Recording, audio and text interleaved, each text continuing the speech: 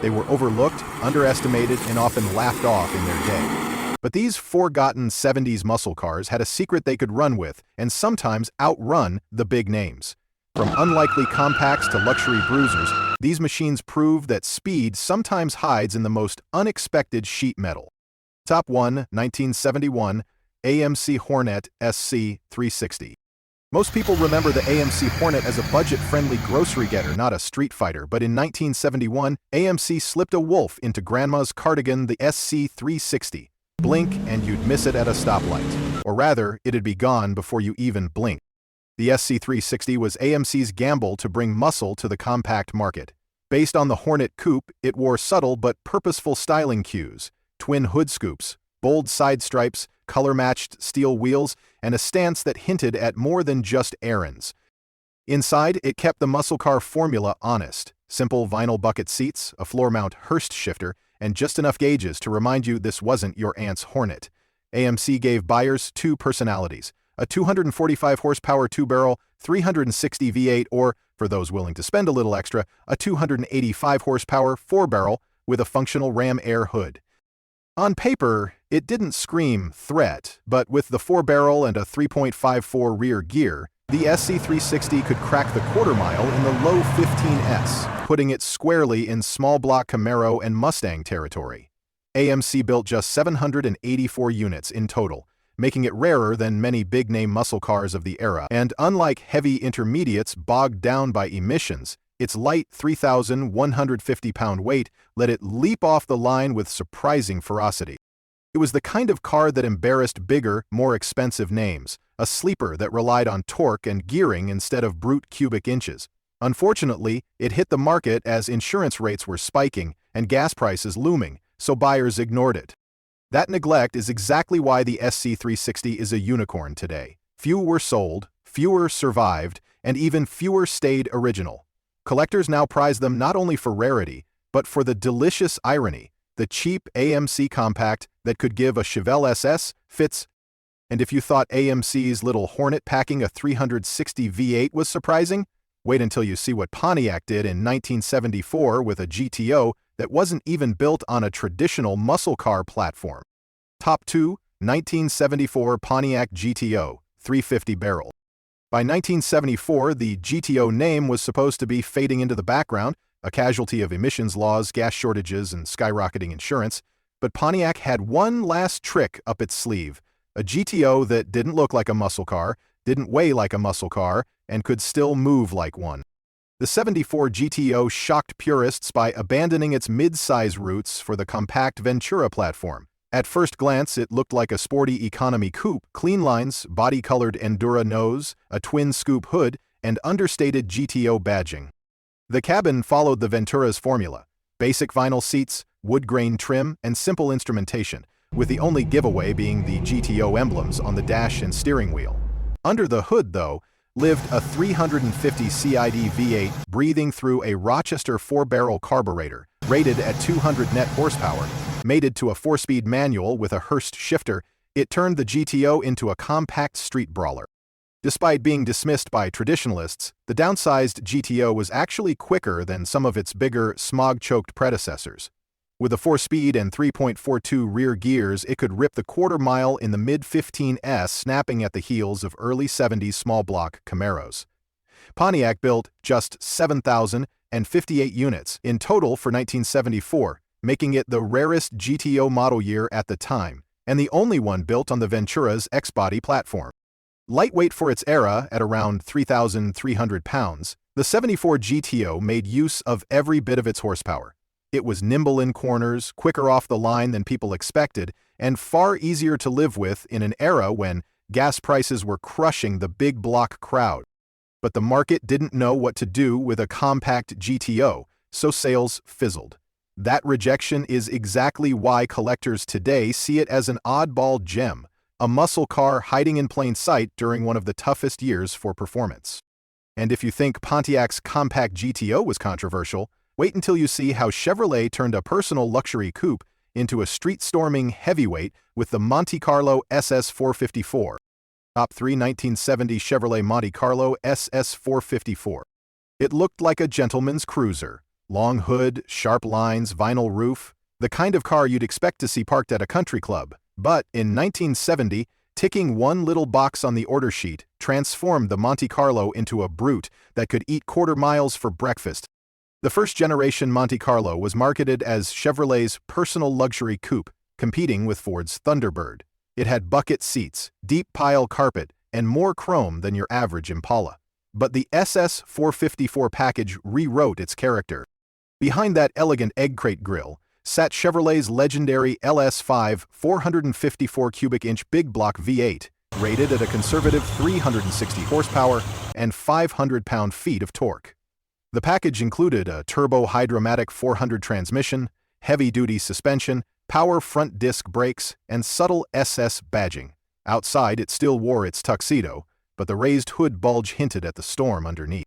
Despite weighing nearly 4,000 pounds, the LS5's tidal wave of torque could launch the Monte Carlo SS through the quarter mile in the low 14-second range quicker than many smaller muscle cars of the era. Chevrolet built just 3,823 units of the SS 454 in 1970, making it a rare blend of luxury and raw power. Buyers could even spec a posi-traction rear with up to a 3.31 ratio, giving the big coupe surprising agility for its size. The SS 454 proved you didn't have to strip a car to bare bones to go fast.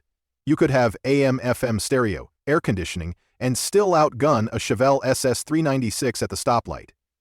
Yet because it wasn't marketed as a pure muscle car, many SS 454s lived quiet lives, forgotten in garages until collectors rediscovered their rarity. Today, an original, numbers-matching example commands strong prices. A reminder that sometimes the fastest car in the lot is also the best dressed. But while Chevrolet's Monte Carlo was all about hiding muscle under a luxury suit, Dodge took a different approach, stuffing serious performance into one of the smallest, lightest platforms in its lineup with the Dart Swinger 360. Top 4, 1974 Dodge Dart Swinger 360. Was supposed to be the nice guy Dodge, small, sensible, perfect for commuting. But in 1974, Dodge gave the Dart Swinger a heart transplant, and suddenly, the quiet kid in class was the one throwing the first punch at the stoplight. The Dart Swinger had always been Dodge's compact coupe, known for reliability and economy, but the Swinger 360 package changed the rules. Externally, it was still understated thin side stripes, discreet 360 fender emblems, and optional rally wheels. Inside, you got simple vinyl buckets or bench seat, basic instrumentation, and little else to suggest performance. But under the hood sat Chrysler's LA Series 360 cubic inch small block V8 with a 4-barrel carb, rated at 245 net horsepower. Paired with either a 3-speed automatic or 4-speed manual, it brought big ink punch to a lightweight, 3,200-pound shell. In an era when performance numbers were plummeting, the Swinger 360 was a sleeper assassin. With the 4-speed and 3.55 sure grip rear axle, it could cover the quarter mile in the mid-14s faster than some early 70s big block cars choked by emissions. Dodge only built 3,783 units of the 74 Swinger 360, making it one of the rarest small Mopars of the decade. Its combination of size, gearing, and power gave it a stoplight advantage that left heavier muscle cars playing catch-up. For buyers in 1974, the Swinger 360 was the perfect compromise. Insurance companies saw compact, but under your right foot was enough torque to smoke the rear tires with ease. Unfortunately, being overshadowed by the Dart Sport and the dying Charger meant the Swinger 360 never got the spotlight it deserved. Today, surviving originals are highly sought after, especially unmolested 4-speeds, because they represent one of the last affordable performance punches before the mid-70s horsepower drought took full effect. And while Dodge proved a small could be fast, Pontiac took the opposite route, dressing a mid-size coupe in bold graphics and NASCAR-inspired attitude to create the Can Am, a car as loud in looks as it was in performance. Top 5, 1977 Pontiac Can Am, 404-barrel.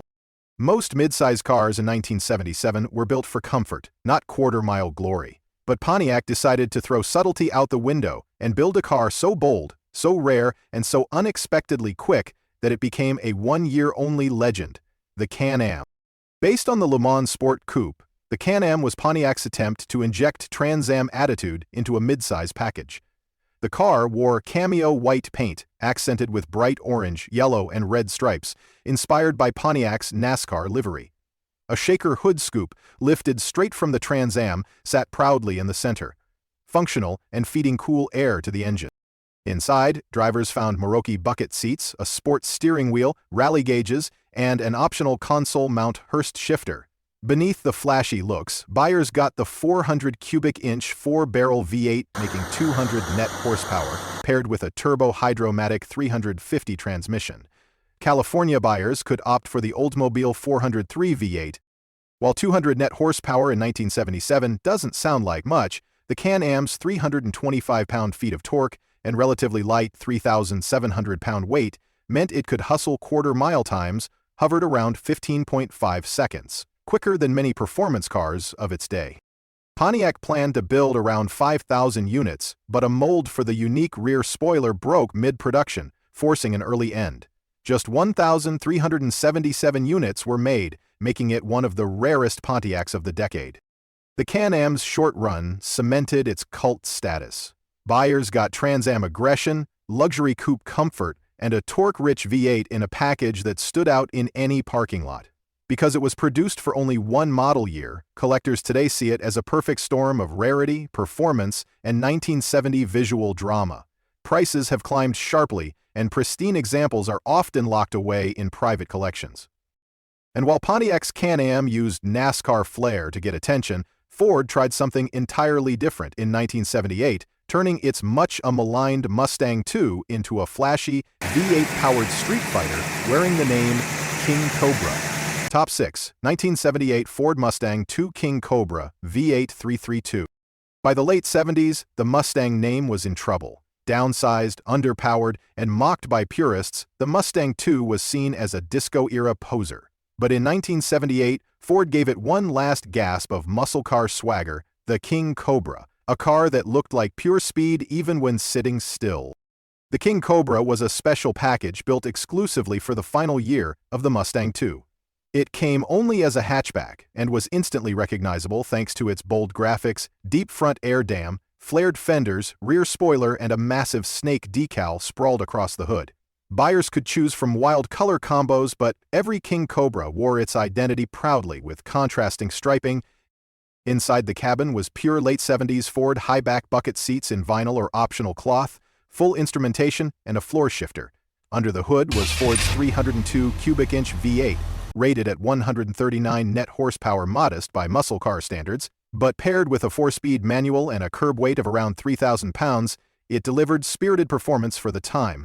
The King Cobra wasn't built to win drag races against its 60s ancestors, but it could surprise in period tests. Quarter-mile times in the high 16s and strong mid-range torque made it one of the quicker compacts of its day, especially against other 1978 sporty coupes choked by emissions controls.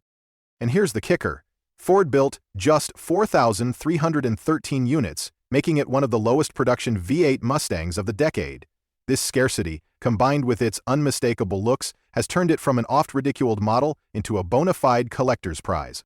In 1978, the King Cobra was about attitude as much as acceleration. It brought muscle car style back to the Mustang badge during one of Detroit's lowest horsepower years, reminding buyers that image still mattered. Its flashy presence drew people into showrooms, but the reality was that performance seekers needed to see it as a foundation for upgrades. Today, surviving King Cobras in original paint and graphics are rare sights, often fetching strong prices for their sheer novelty and end-of-annuaire status. And while Ford tried to resurrect Mustang's swagger with decals and a small-block V8, Plymouth was doing something far less subtle in 1973, stuffing its mid-size Roadrunner GTX with a fire-breathing 440 that could still scare the competition. Top 773, Plymouth Roadrunner, GTX 440. By 1973, the muscle car era was supposed to be winding down. Emissions rules, insurance crackdowns, and rising gas prices were stripping power from Detroit's legends. But Plymouth wasn't ready to roll over the Roadrunner. GTX 440 was proof that big block brawn could still roar in the smog era. The '73 Roadrunner rode on Chrysler's new fuselage-style B-body. sleeker and more aerodynamic than its predecessors. It wore bold beep beep beep graphics, hood stripes, and a power bulge with optional air grabber intake. The GTX package, now an option rather than a standalone model, took the Roadrunner to its ultimate form, adding upgraded trim, heavy-duty suspension, and the most potent engine still available in Chrysler's arsenal. Inside, you got high-back bucket seats, wood-grain dash inserts, a rally-gauge cluster, and a center console with the iconic pistol-grip shifter for 4-speed models. Under the hood, the GTX 440 packed Chrysler's legendary 440 cubic inch Super Commando V8 with a 4-barrel carb, rated at 280 net horsepower and a massive 380 pound-feet of torque. Even in detuned, low-compression form, this engine could shove the nearly 4,000-pound Roadrunner through the quarter-mile in the low 15s quick enough to humble many smaller, lighter, sporty cars of the day. Plymouth built only 3,216 GTX-optioned Roadrunners in 1973, making it a rare sight even when new. The GTX 440 was a statement. Muscle wasn't dead yet, and Mopar fans still had a factory big block to buy. But the writing was on the wall. 1974 would bring further emissions cuts, and the 440's glory days were numbered. Those who bought them new often used them hard, meaning surviving, numbers matching, examples are now prized. Collectors love the 73 GTX for its mix of refinement and raw torque, the last gasp before the mid-70s malaise set in fully. And while Plymouth's big block GTX still relied on sheer cubic inches to make its point, Buick went a completely different direction in 1976, blending Indy 500 pace car flash with an unlikely platform to create one of the most unusual, muscle-flavored coupes of the decade. Top 8 1976 Buick Century Free Spirit Indy 500 pace car. When you think of Indy 500 pace cars, you picture sleek Corvettes, Camaros, or maybe a turbocharged oddball from the 80s. But in 1976, Buick shocked the racing world by rolling a mid-size personal luxury coupe onto the brickyard and giving it a performance edge few expected. The base Buick Century was more of a comfortable cruiser than a street bruiser, but the Free Spirit Pace Car Edition changed that perception. Dressed in a patriotic white, red, and blue livery with bold Free Spirit decals, tricolor striping, and unique body accents, it stood out even parked. A front chin spoiler, rally wheels, and sport mirrors hinted at the performance beneath. Inside, it was all mid-70s Buick plush pillow-tufted vinyl seats, simulated wood disc trim, and a dash with full rally instrumentation.